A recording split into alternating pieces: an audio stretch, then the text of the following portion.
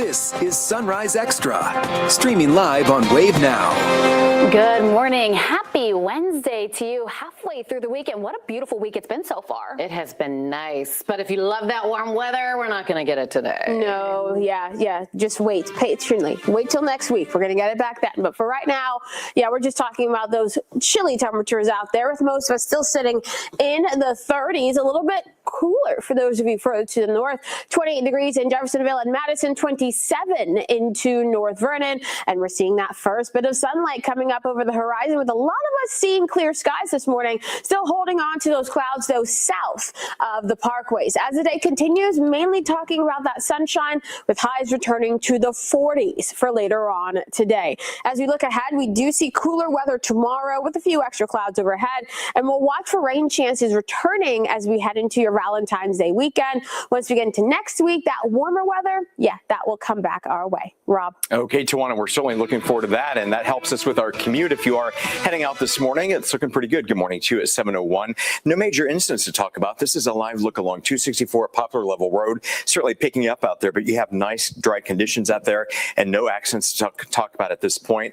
Still looking pretty clear on the big picture. We'll keep an eye on it throughout the morning. Shannon, back over to you. Thank you. There are new developments this morning in the disappearance of Nancy Guthrie. At least one person was detained and questioned by law enforcement in the Tucson, Arizona area, but then released. The development comes after the FBI released black and white security camera photos of a potential person outside of the 84-year-old's home on the morning she went missing.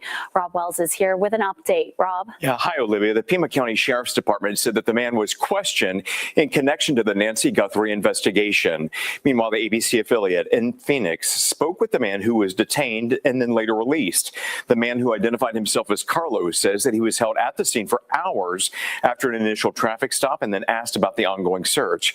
Meanwhile, local and federal authorities haven't confirmed if he was the same person that was detained. Investigators are searching for a person seen in the doorbell camera images released by FBI Director Kash Patel on Tuesday. The images show the person appearing to cover the camera with a gloved hand and what seems to be part of a plant. In one of the videos, the person tilts their head downward while walking through the home's front archways. Patel said that law enforcement had uncovered these previously inaccessible new images on Tuesday morning. The video was recovered from residual data that was located in back-end systems. Between the data getting to the server and the camera, there's stops in between, and there's going to be pieces of that data possibly that could be recovered. And from what it appears here, that's exactly what the FBI did. They were able to recover data from that data that they thought was overwritten, and the bad guy may have thought was overwritten for life. The FBI can raise it back up. He adds, when you record data, it can actually show up in a couple of places like a hard disk or the cloud. The Pima County Sheriff's Department says it searched an area about 60 miles south of Tucson in connection with that investigation. So many developments in this case. Of course, we'll keep you posted as we learn more about Nancy Guthrie. Of course, she's a Kentucky native and UK grad. Shannon? Thank you. JCPS has delayed a vote to cut jobs in the district as they're still working to pull themselves out of the $188 million budget deficit. But the district's board can't avoid difficult choices and the consequences that come with the possible cuts. Wave News reporter Kirsten Foote joining us this morning. She has more on where things stand. Good morning, Kirsten. And good morning. Tuesday's meeting focused on central office positions, which are jobs that don't report to a specific school. Now, Dr. Yearwood of JCPS, he's proposing that 300 jobs in the central office be completely eliminated. He says another 300 would fill other positions. The cuts would save the district $43 million. Several board members want more time to review those cuts, and others think that the plan still needs more work. I would like to see more. I think there are still positions that I'm seeing in central office that I'm hearing from at least my group and my community, the people that I represent, that should not be there, and there are other ones that should. So again, the board decided to delay that vote on Tuesday night. They were expected to vote, but they are going to be back in session Friday night at 6 o'clock, where they are expected to take a vote. We'll, of course, bring you updates as we learn more. Reporting live, Kirsten Foote, Wave News. Thank you, Kirsten. A man arrested in connection to one of Louisville's most recent homicides will appear in court today. 59-year-old Lonnie Roberson is charged with murder and gun possession following a Friday morning shooting off Winstead Drive. Police found a woman who was shot multiple times outside a warehouse. She later died at the hospital. Officers determined Roberson was connected to the crime scene through witness testimony and license plate readers. He's expected back in court today. And today we could hear from 4 people who have already pleaded guilty to charges related to a shooting at New Albany's Harvest Homecoming. Prosecutors are trying to prove Isaiah Page shot and killed 18-year-old Bryce Gerlach. Page is charged with murder. Shermichael Smith, Darius Tuff, Joshua Smith, and Demarius Gardner-Person have already taken plea deals in the case. As part of their deals, they could be called to testify by prosecutors. Prosecutors say it was Page's bullet that killed Gerlach, who was an innocent bystander, but Page's defense lawyers argue no one can say they saw Page shoot Gerlach. Page was offered a plea deal in the case, but instead decided to go to trial. A hearing is also scheduled before the jury returns on Thursday morning to determine whether the jury will be allowed a site visit. We're learning more about a Louisville mother accused of killing her 10-year-old son as prosecutors start to dive into evidence in her trial. Prosecutors allege Caitlin Higgins tried to perform an exorcism on her son before killing him. Prosecutors say they found 10-year-old Kyan Higgins Jr. dead in the trunk of his mother's car in April of 2021. Police say they got a call the day of the murder from someone saying they saw Higgins with a gun and a boy wrapped in a blanket. His mother told police she also tried to cut out his tongue, and prosecutors said she was high on meth when she taped the boy to a chair, punched, and stabbed him. Take a listen to the message to the jury. We're not asking you to make up your mind. We're only asking that you keep an open mind and listen to all of the evidence before deciding what this case is really about and why this happened.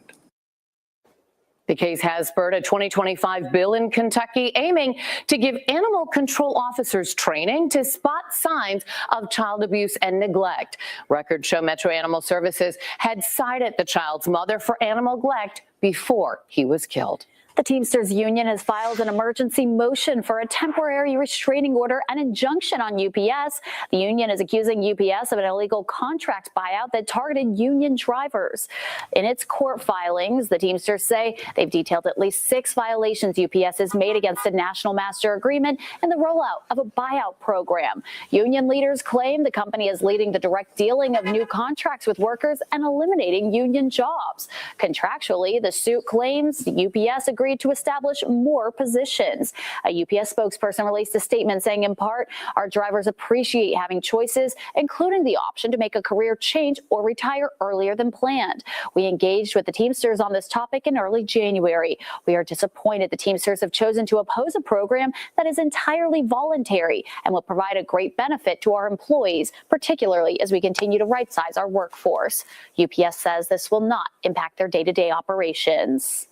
Still to come, a jury recommended a 65-year prison sentence for a man convicted in a violent sex offense. But a judge rules he will serve just half of that. We have new reaction from city leaders and why the judge disagrees with the jury's recommendation.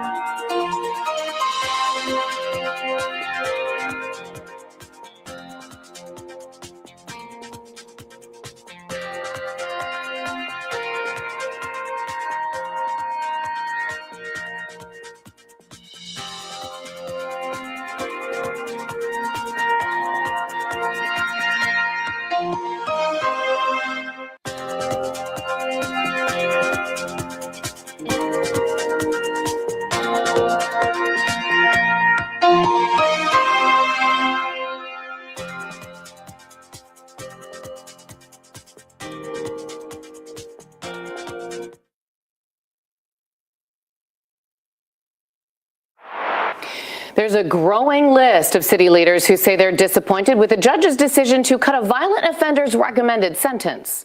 The Commonwealth Attorney's Office, Mayor Craig Greenberg, and Metro Council members feel that Christopher Thompson's 65-year sentence should have remained. Instead, it was cut in half. And now they're wondering what else can be done to prevent these situations from happening again. Wave News reporter Marissa Burke joining us now to explain more. Marissa. Metro Council members are advocating for greater judicial transparency and more scrutiny for decisions made by local judges. In this case, 24-year-old Christopher Thompson had been convicted of an attack from 2023 on a woman he did not know. Court documents reveal that Thompson wore a ski mask and abducted a woman in her own car, driving her to a school parking lot where he forced her to perform sexual acts on him at gunpoint.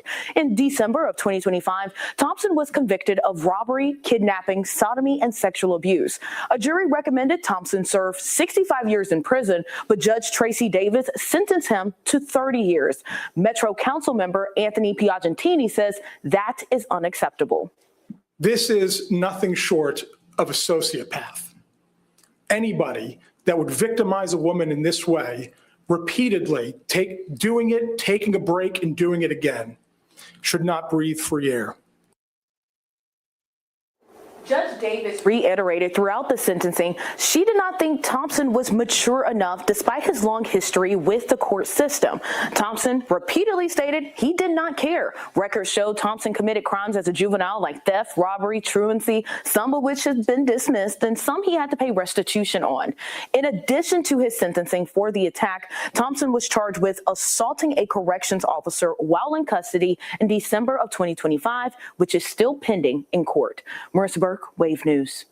Thank you. It's 7:12 right now, and let's talk about the weather. Boy, yesterday was so nice. Really lifted everyone's spirits, don't you think? I did, but the problem is we got that taste of spring, and I just know winter's not over. And now you want the whole meal. I do. Just we had a little appetizer. Right. Listen, it was a tease. Mother Nature's just teasing us. Yes. You can't always get what you want, and now we just got to deal with the consequences. What we're dealing with right now, though, that cold front that moved through earlier this morning is now well to our south. A lot of the clouds that came along with it also making their way out of our region already. So that means plenty of sunshine coming our way. I'm going to step out of the way because this is the view from our SkyTrack camera in New Albany. I've always loved this particular camera for morning shots because this is just an absolutely gorgeous sunrise that we are already seeing.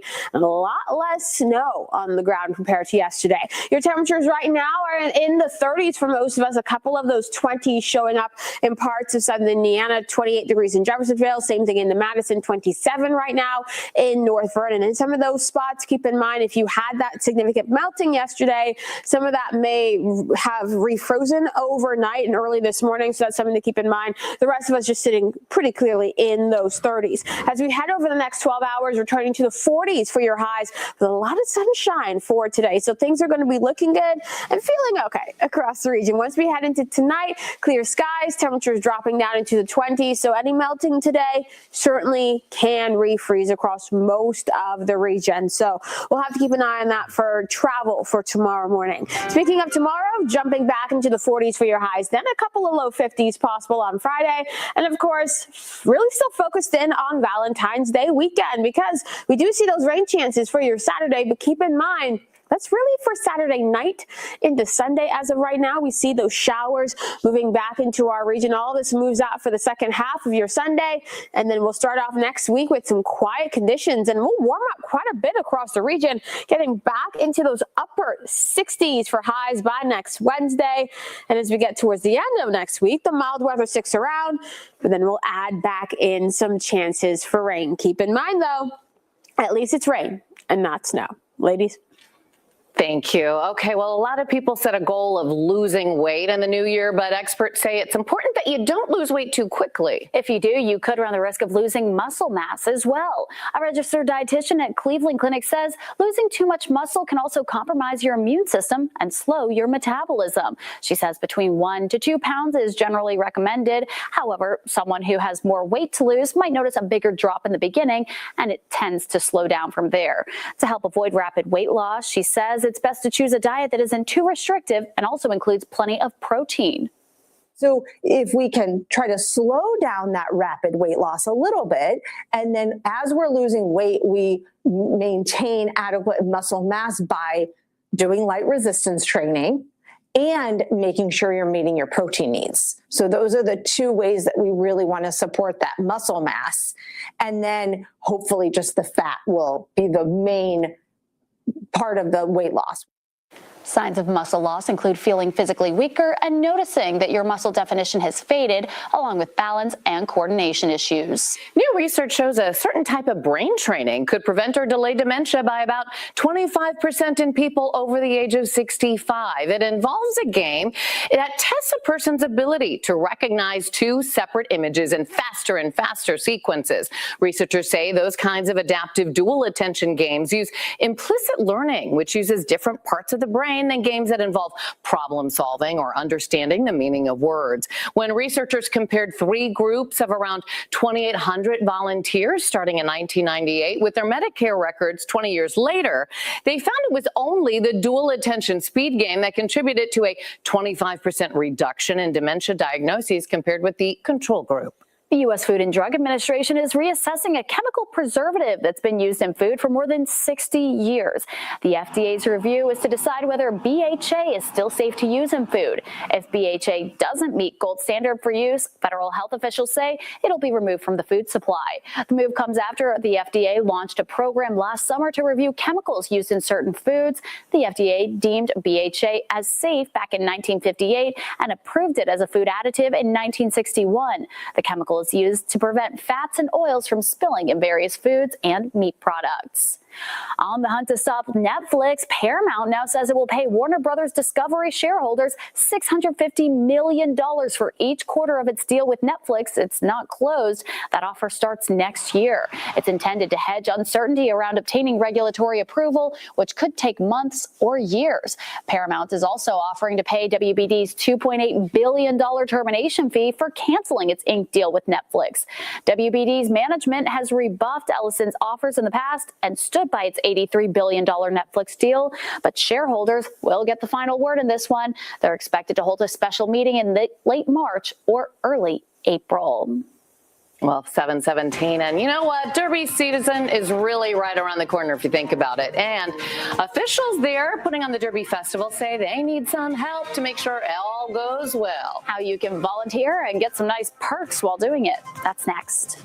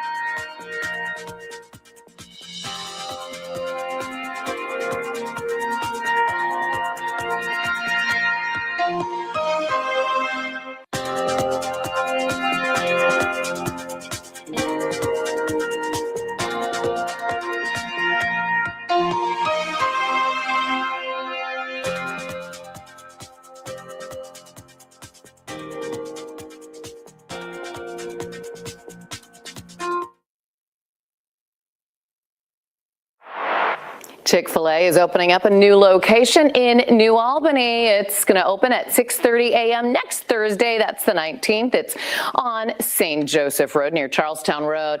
Customers are encouraged to dress up as cows, or you can wear some cow-spotted accessories. And if you do that, you'll get a free entree or kids meal. Chick-fil-A is also donating $25,000 to Feeding America to be distributed for use in the greater Louisville area.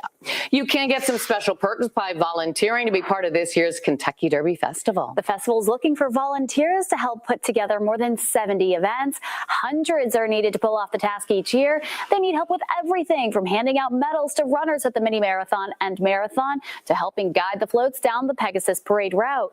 You can sign up on the festival's website. Volunteers even get special perks, including an official volunteer shirt and pin, plus discounts on KDF merch.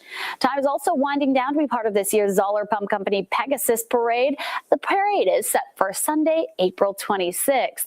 The Kentucky Derby Festival is looking for participants, including equestrians, specialty units, marching bands, inflatables, and floats. Applications are now open on kdf.org. The deadline to apply is this Friday. And tomorrow you'll have the chance to see some women's college hoops right here in Louisville, with the Cards taking on Wake Forest. After their 14-game winning streak was ended by the Duke Blue Devils, the Cards got back on track with a 19-point win in New York against Syracuse. With that loss, though, the Cards now sit two games in front of NC State for second place in the ACC, and they're one game behind first place Duke. Tomorrow's theme will be books and basketball, with local elementary schools being recognized for their participation in the Louisville Basketball Literacy Challenge during the month of January.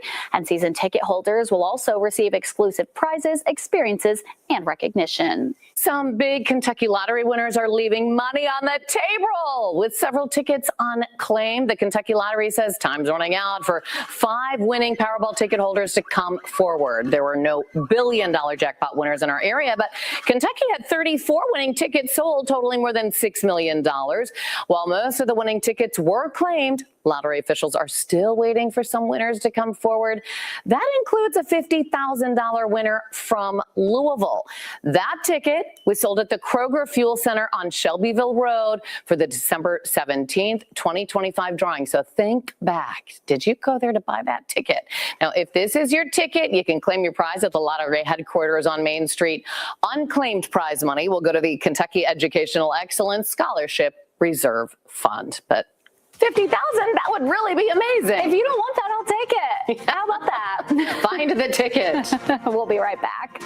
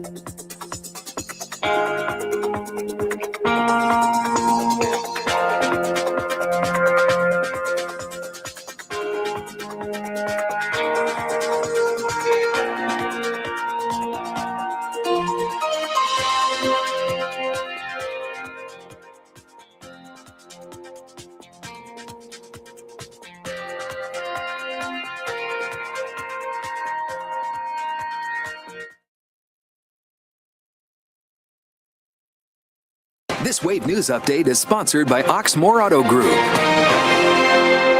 Good morning. I'm Shannon Kogan. The JCPS board is delaying a vote that could cut hundreds of jobs across the district. The cuts are part of a plan to address a $188 million budget shortfall in the district.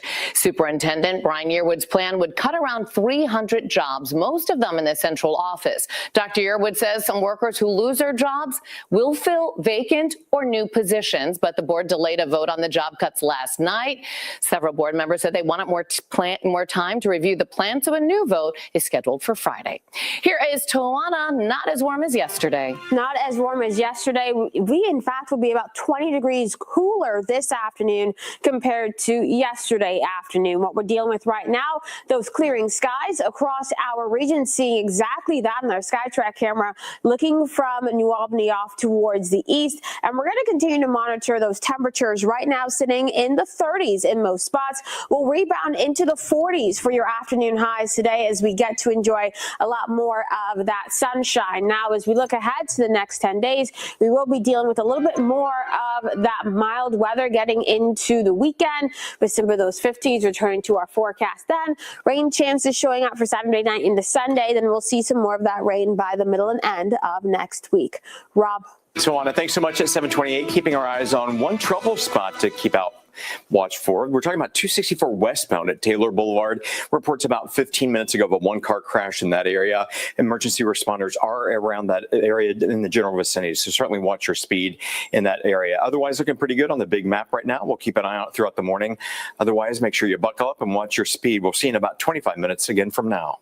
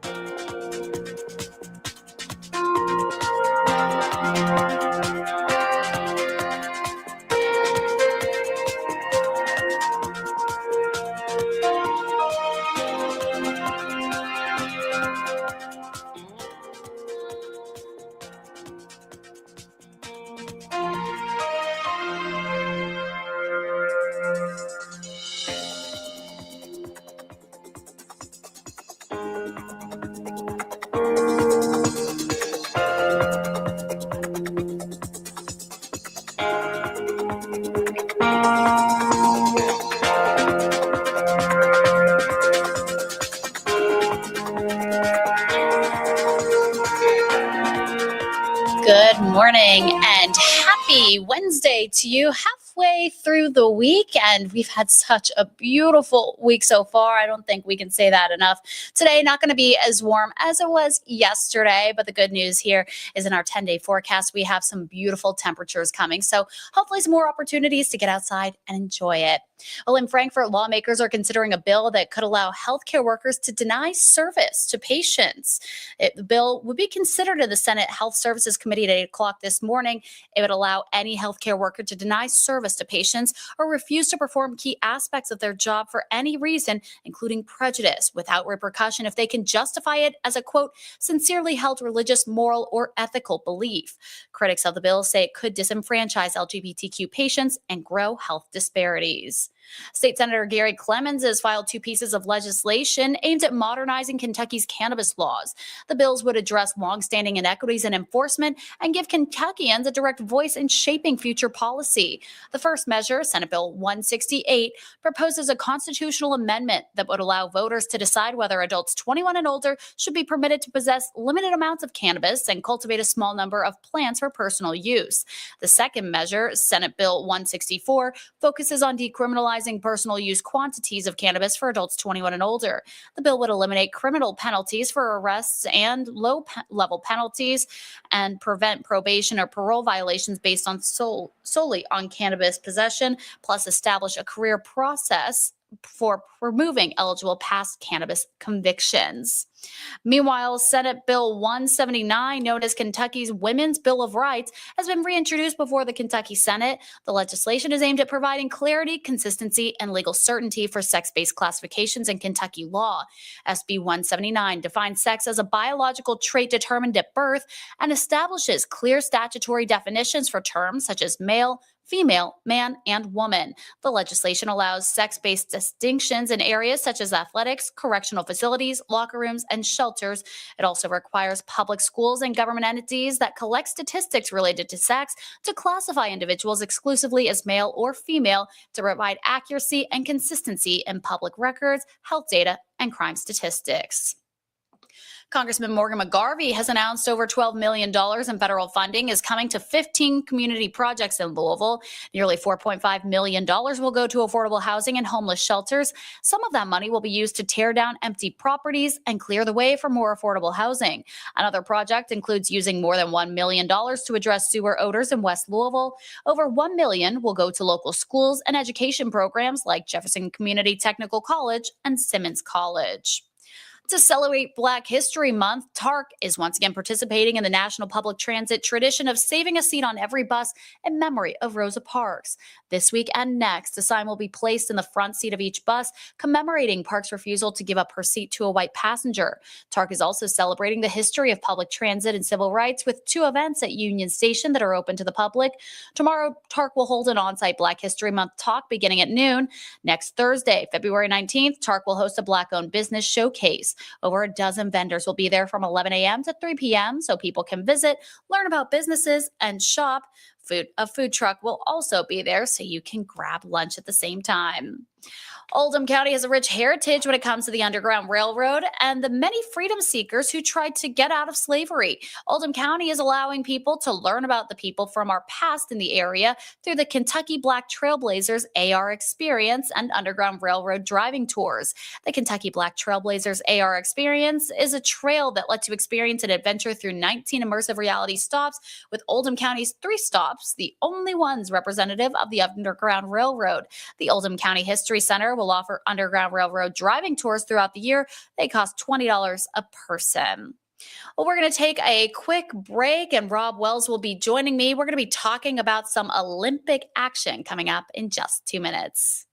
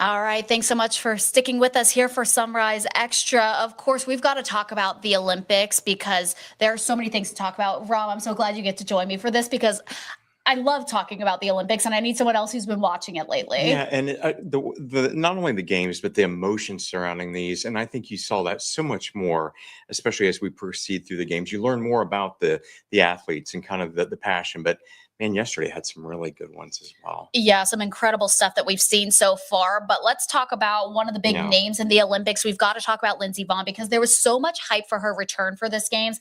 Ended so tragically. And we love a good comeback story, right? But again, as Olivia was saying, Vonn says that her past injuries and ruptured ACL weren't linked to the fall early that ended her winter games as of this year. She certainly made a triumphant try at this.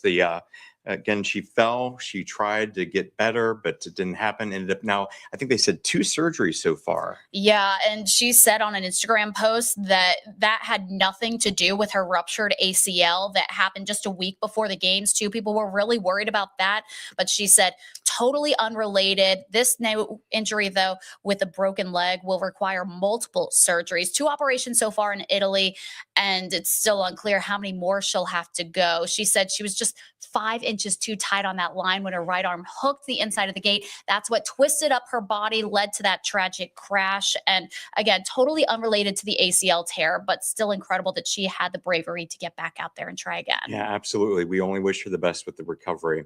But we also know that Team USA women's hockey destroyed Canada Tuesday, giving them their first ever shutout in Olympic history, entering the game 5-0. Yeah, a huge win yesterday. If you watched any of that, I mean, it was just incredible to see the women out there. And we know Canada, a huge rival for Team USA when it comes to ice hockey. Absolutely.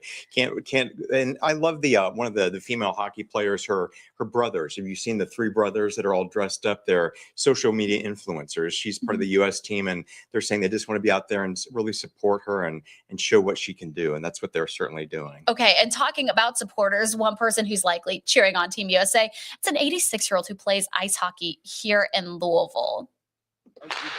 I'm sorry. I'm moving. Now, after COVID for 3 months, I did nothing. I got out of bed one morning, my legs had atrophy, I could barely walk. I came out here, I skated for half an hour, all I could handle.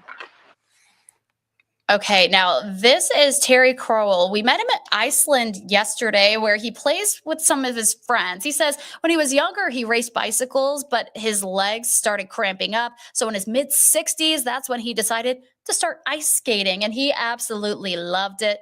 But then COVID hit. He learned about the importance of staying active. Take a listen. Oh, no, I guess. There we go. Stop moving. Now, after COVID for 3 months, I did nothing. I got out of bed one morning, my legs had atrophy, I could barely walk. I came out here, I skated for half an hour, all I could handle. So apparently he can skate for 3 hours or more at a time. And he jokes that he's horrible at hockey, but he absolutely loves doing it. I can promise that at 86 years old, he is so much better than any of us. And I love when Shannon spoke with him. Apparently one of the things was his guidelines are he can only go out so many days a week because he's like, why is that? Because I'm still married. His wife worries about him, but she's happy that he can still get out, and good for him. That's all it takes is to keep active on the ice, no matter what you do. And that's when he turns to his wife and says, hey, I'm married to the game. Right. Yeah, I love hockey. Literally. He knows who his biggest fan is. Okay, so Team USA had a little bit of a slow start, only won 2 medals early on in the games. They were both gold, but they really turned it around for day 5. They sure did. Team USA won 5 total medals on Tuesday, and what an amazing feat it was. Take a listen. I mean, it's bittersweet. You know, we wish that we would have been able to pull off that gold medal game today. But props to the Swedish team. You know, those guys played so well today, and they deserve that gold. And, you know, as we were walking out to the podium, I told Corey, if you had told us at the beginning of the season that we were going to be Olympic silver medalists, we'd be pretty proud and pretty happy of that. So that's Corey Teese and Corey Dropkin, known as the Coreys, girl Corey and boy Corey. They won silver in the mixed doubles curling event after falling 6-5 to Sweden in the gold medal match. They had a huge upset just to get to that match too. So still huge that they were able to get there. These are the 3rd games to include mixed doubles curling, and Teese and Dropkin's performance earned Team USA their first ever medal in the event. And I saw that it got so emotional. He had to pause for a minute. And it was like she knew where he was at and kind of reached out and just embraced him because it's such an emotional moment. It's kind of like it hits them all at one time. Absolutely. Now, Alex Hall, this is Team USA's freestyle skier who won gold at the 2022 Beijing Games. He came up just short this year, the men's free ski slope, the ski slope style. I mean, there's so many S's in that. He took home the silver medal, though. Still a huge accomplishment. And apparently, he stashes his gold medal from the Beijing Games in a sock drawer. I wonder if this silver medal will end up in that same drawer. It's hard to imagine, right? Right. I wouldn't want to stash mine away. But he says having his family in Italy was sweet because they couldn't make it to the 2022 Games. Yeah, it's sweet. Not having the fam and friends there. I mean, I had obviously the friends I was traveling there with, but didn't have the fam. So having them at the bottom was so cool. So Norway's Birk Rudd took home the gold with a score of 86.28. Hall posted a second place score of 85.75. Still very impressive there. And what a plug for Ralph Lauren. Look at those outfits they're wearing. How amazing are those? They look really warm too and stylish. Absolutely. And adding some glitter to her racing suit to add a little quote, pizzazz to a boring race outfit may have worked out for women's luge athlete Ashley Farquharson. She won bronze in the women's luge singles. That's just the second women's luge medal in United States history. By the way, it marks the first women's luge medal for Americans since the 2014 Sochi Games. She started Tuesday in 5th place, but after a third run, she moved into third, where she stayed after a solid 4th run to earn the spot on the podium itself. I think you got to add some pizzazz to any boring outfit because you look good, you feel good, you play good. That's what the athletes say out there. But American Ben Ogden broke a 50-year medal drought for Team USA, claiming silver in the men's sprint classic at the Milan Cortina Games. Ogden is now just the second U.S. man to ever win an Olympic cross-country skiing medal at the Olympics. He becomes the first man to win a cross-country medal for the U.S. since 1976. Norway took the gold and bronze in the event, with Ogden losing out for first place by just 0.8 seconds. But it is so impressive. If you've ever watched that, we were talking about that this morning, how they can run uphill in skis in less than 6 minutes. I can't do that without skis on a flat surface. It would take me 6 days. And it comes down to just think about that split seconds between winning and losing. What amazing things are on the line there. Okay, the American team, by the way, of Jackie Wiles and Paula Molzon won the bronze medal in the inaugural women's athletic alpine team combined event, while Americans and favorites for the gold, Breezy Johnson and Michaela Schifrin, missed the podium by 0.06 of a second. Can you just imagine? The bronze medal, by the way, is the first medal for both Molzon and Wiles. For Wiles, the podium was a welcome achievement after leaving the individual downhill Sunday in tears after finishing in 4th place. Still able to get that bronze. I mean, kind of the upset there for the Team USA that was so strong with Schifrin and Johnson, her teammate there, and so close it just comes down to those itty bitty moments. Yeah, you have to imagine they have to have such a strong support system around them because they have so much that's riding against them, and they always feel that the weight of the world is on their shoulders, and it literally is for some of those competitions. So, you know, it's important that they surround themselves with great friends, great families, and especially the trainers and all the coaches that make that possible. Absolutely. Now we've got to talk about some more action on the ice. And it was a beautiful one. We're talking about figure skating superstar Ilya Malanin. Malanin. We've got to get that right. He's a big deal. Or just call him the Quad God. The Quad God is better for me. Tricky name. Just call him the Quad God. Quad God is good. He tried to win his second gold medal of the entire games itself. Yeah, he jumped and even flipped his way into first place in the short program.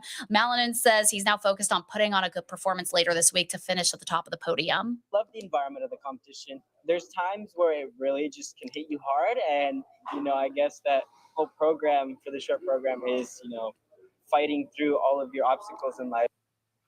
So the short program wraps up on Friday. He is just so incredible to watch. If you've ever seen him out there on the ice, I mean, he's doing all those quads out there and the backflip. People are confused about this because they said, I thought that was illegal.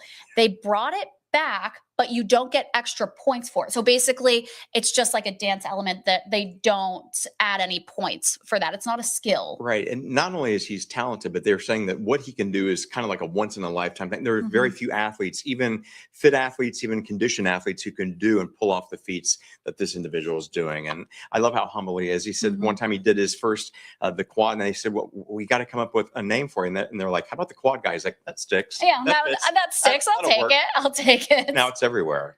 We love it. Okay, one of the most powerful images of the Olympics so far has come from figure skater Maxim Nomov. He made his Olympic debut yesterday, but it was such a bittersweet moment for this skater because if we remember back, his parents were actually killed in that plane crash outside of Washington, D.C. when an American Airlines plane collided with a Black Hawk helicopter over the Potomac River last year. His parents were coaches at the Skating Club of Boston. He held up a picture of his parents after skating. Naumov said his parents' deaths, and after that, he didn't know if he would ever skate again. Certainly a life-altering and career-altering moment there.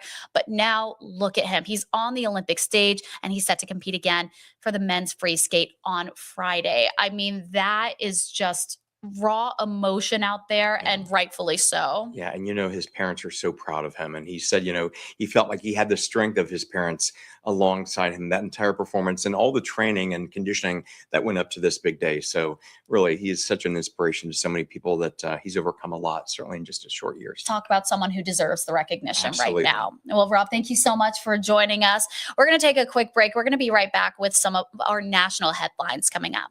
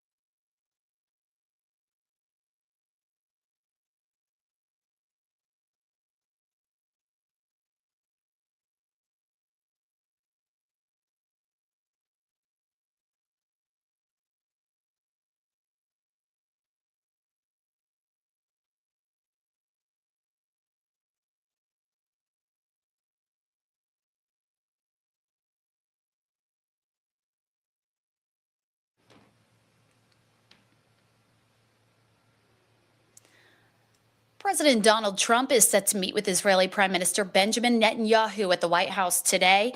Netanyahu plans to discuss possible military operations against Iran with President Trump, according to an Israeli source. Another source says Israel remains skeptical that negotiations between the U.S. and Iran will succeed, and Netanyahu plans to meet with President Trump with fresh intelligence on Iran's military capabilities. Israel's surprise attack on Iran's military and nuclear facilities back in June derailed a series of ongoing talks between the U.S. and Iran. The 12-day conflict between Israel and Iran ended with President Trump demanding Netanyahu call off another wave of attacks. And on Friday, President Donald Trump will travel to North Carolina to meet with U.S. military members involved in the capture of Venezuelan President Nicolas Maduro last month. The White House announced the visit Tuesday, saying President Trump and First Lady Melania Trump will meet with military families and Special Forces members who carried out Operation Absolute Resolve. The operation marked the culmination of a months-long effort to remove Maduro from power. The president had expressed concerns along the way about potential unintended consequences of military intervention, but he eventually put those aside and approved the mission. This was the scene in New York City Tuesday after a large LGBTQ pride flag was removed from the Stonewall National Monument. The flag was taken down after a directive from the Trump administration restricting what kinds of flags can be flown on national park sites. According to a Park Service memorandum, the agency prohibits non-agency flags and pennants that are not the U.S. flag or the Interior Department flag. Several elected leaders in New York were quick to criticize the move, with New York City Mayor Zohran Mamdani saying he was outraged, and even the co-owner of the Stonewall Inn very upset about this. We worked with the Obama administration in 2016 to make this park the first ever national monument, an LGBTQ national monument of the United States of America, because LGBTQ history is American history. The nearby Stonewall Inn is widely viewed as the birthplace of the modern LGBTQ rights movement. Newly released records are raising questions about what President Donald Trump knew about Epstein years before Epstein's crimes became public and years before President Trump became president. According to the document, Trump called the Palm Beach Police Department around 2006, shortly after investigators began probing Epstein. Trump reportedly said, quote, "Thank goodness you're stopping him, and everyone has known he's been doing this." The document was included in millions of Justice Department records released recently. According to the document, Trump reportedly told police people in New York knew Epstein was disgusting. He even described Ghislaine Maxwell as evil and said he once left an encounter with Epstein because teenagers were present. A federal grand jury declined to indict 6 Democratic lawmakers who posted a video urging U.S. service members and intelligence officers to disobey illegal orders from the Trump administration. One of the Democrats, Michigan Senator Alyssa Slotkin, said the attempted indictment was part of President Donald Trump's efforts to, quote, weaponize the justice system against his perceived enemies. Arizona Senator Mark Kelly called the attempt to bring charges against him and other Democrats an outrageous abuse of power by the president and his lackeys. The Democratic lawmakers released that controversial video last November. The president lashed out at them. He called the video an act of sedition punishable by death. That's all the time we have here for Sunrise Extra. I hope you have a great Wednesday. We are already halfway through the week.